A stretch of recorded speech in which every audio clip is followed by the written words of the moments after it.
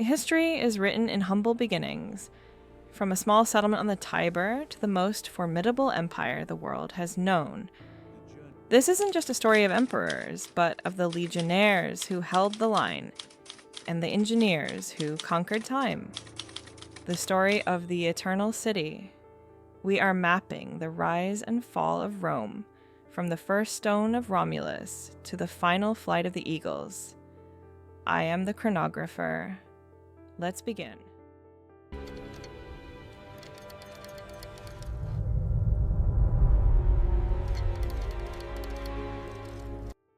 If the stones beneath our feet could speak, they would not whisper of peace. They would scream. They would tell the story of a world forged in iron and drowned in blood. They would speak of a time when the Mediterranean Sea was not a barrier between nations, but a private lake belonging to a single master. A time when the Eagle of the Legions cast a shadow that stretched from the rainy moors of Scotland to the burning sands of Syria. For 1,000 years, one city defined what it meant to be civilized. One city decided who lived, who died, and who was remembered. Rome, the eternal city. Even today, the very word evokes images of white marble, disciplined armies, and absolute power. It was an empire that engineered the modern world, giving us our laws, our languages, and even the calendar we use to mark its passing. But empires are not natural phenomena. They are built by the ambition of ruthless men and sustained by the suffering of millions. And like all living things, they are destined to die. The collapse of Rome was not just a political event, it was the apocalypse of the ancient world. But how? How did a swampy, malaria-ridden village of shepherds and outcasts transform into the undisputed master of the known universe? What kind of unparalleled discipline allowed them to crush Carthage, conquer Greece, and humble the pharaohs of Egypt? And perhaps the more terrifying question, how did such a titan, an entity that seemed as permanent as the mountains, crumble into dust?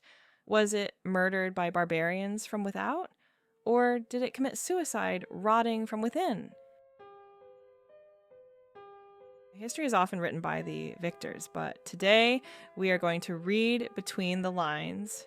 We will walk the streets of the Republic, stand in the shield walls of the legions, and watch the sunset from the palaces of the emperors. I am the Chronographer, and today we are documenting the greatest story ever told. From the she-wolf's den to the fires of the Goths, this is the entire history of ancient Rome. Part 1. The Republic of Iron. The Origins. Myth versus reality. To understand the soul of Rome, we must first look at its birth. The Romans told themselves a story, a myth that justified their violent nature. They claimed descent from Romulus and Remus, twin sons of the war god Mars, abandoned to die but saved by a she-wolf. It is a poetic image, a people raised by the wild, destined to bite. But the reality was far less romantic and far more desperate. In the beginning, Rome was nothing more than a cluster of mud huts on the Palatine Hill, overlooking a malaria-infested swamp. They were not emperors. They were outcasts, shepherds, and fugitives, and they were surrounded. To the north lay the sophisticated Etruscans, to the south the wealthy Greek colonies. By all logic, this insignificant village should have been wiped off the map, but Rome possessed a resource more valuable than gold or iron, a collective will to survive at any cost. The revolution and the system. That will was tested in 509 BC. Tired of the tyranny of their Etruscan kings, the Romans did something revolutionary. They rose up, exiled King Tarquin, and swore a blood oath that would define their history for 500 years. Never again would a king rule over Rome. In place of a monarch, they built a machine, the res publica, the public affair. It was a political masterpiece of checks and balances. Power was shared between two consuls, elected for only 1 year, so no single man could become a tyrant. The Senate debated, the people voted, and the law ruled above all. This system turned every citizen into a stakeholder. When a Roman soldier marched to war, he wasn't fighting for a master. He was fighting for his city, his land, and his republic. And soon, they would need every ounce of that loyalty. The existential threat, Hannibal. As Rome expanded, it collided with the true superpower of the Mediterranean, Carthage. The Carthaginians were masters of the sea, wealthy merchants who viewed the Romans as barbaric upstarts. The path ahead is treacherous. Keep moving! We have lost too many. The conflict was inevitable. The Punic Wars were not just border skirmishes, they were a fight for total annihilation. And in 218 BC, Rome stared death in the face. Hannibal Barca, a name that would haunt Roman nightmares for generations. He did the impossible. He marched an army, including war elephants, over the frozen peaks of the Alps and descended into Italy. Rome sent army after army to stop him, and Hannibal destroyed them all. The low point came at Cannae. It was a slaughter. In a single afternoon, up to 50,000 Roman soldiers were surrounded and cut down. The aristocracy was decimated. The road to Rome was open. By the laws of war, Rome was finished. Panic should have set in. Surrender should have been offered. The victory and transformation. But here is the terrifying genius of the Roman Republic. They did not sue for peace. They made it illegal to even say the word peace. They lowered the draft age, freed slaves to fight, and refused to mourn the dead. They simply kept coming. Under the young general Scipio Africanus, they took the war to Africa, defeating Hannibal at the Battle of Zama.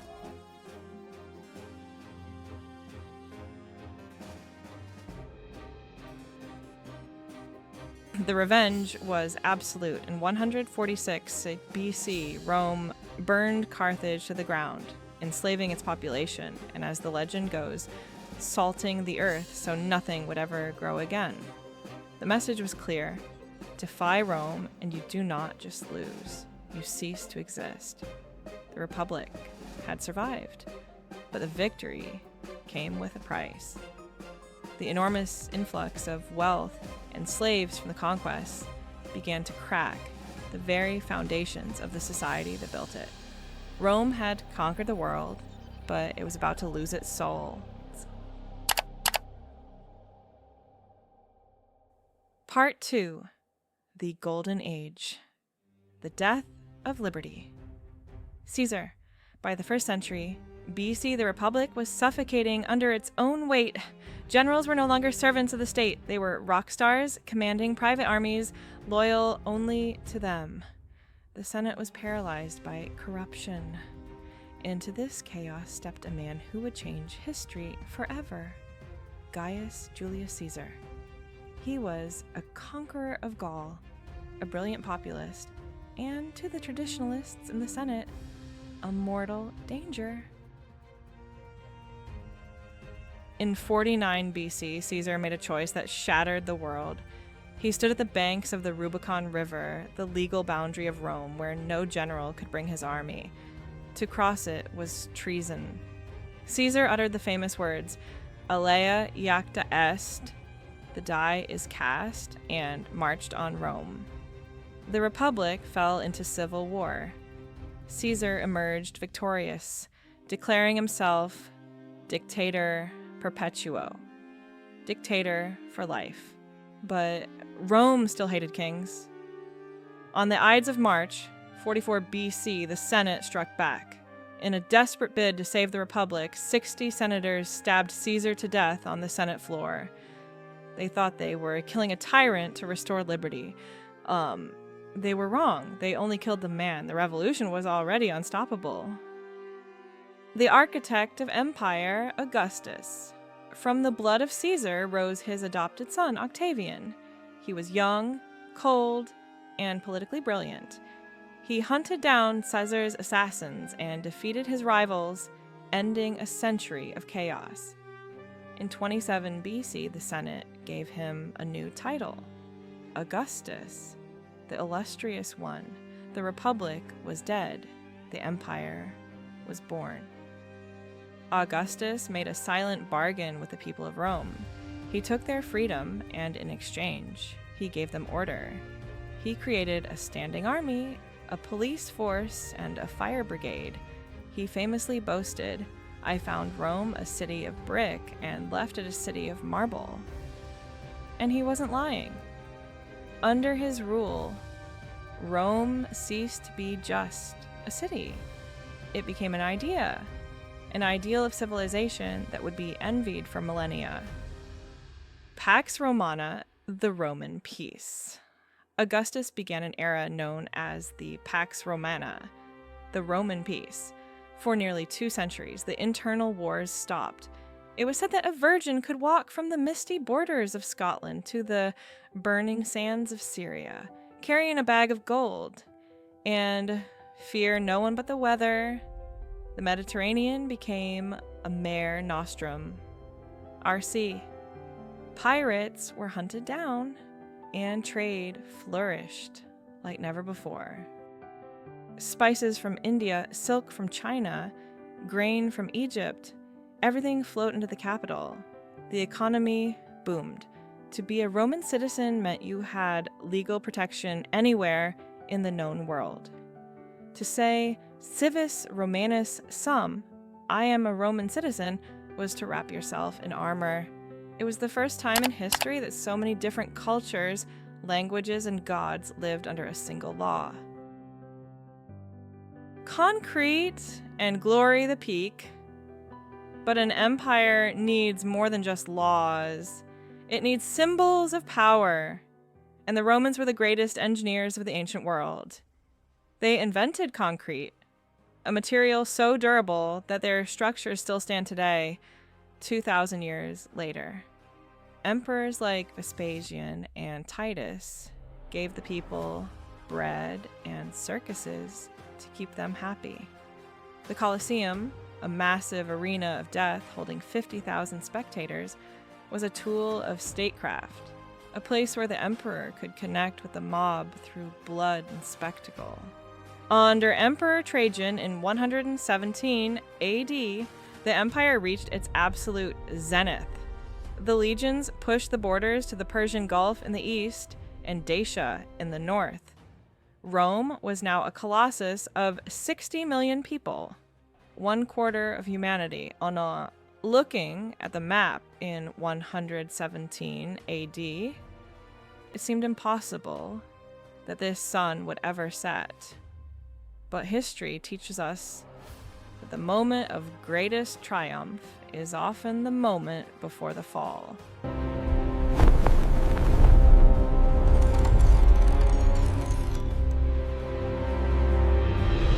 I am the Chronographer. If you want to dive deeper into this journey, don't forget to check out my special ebooks in the description.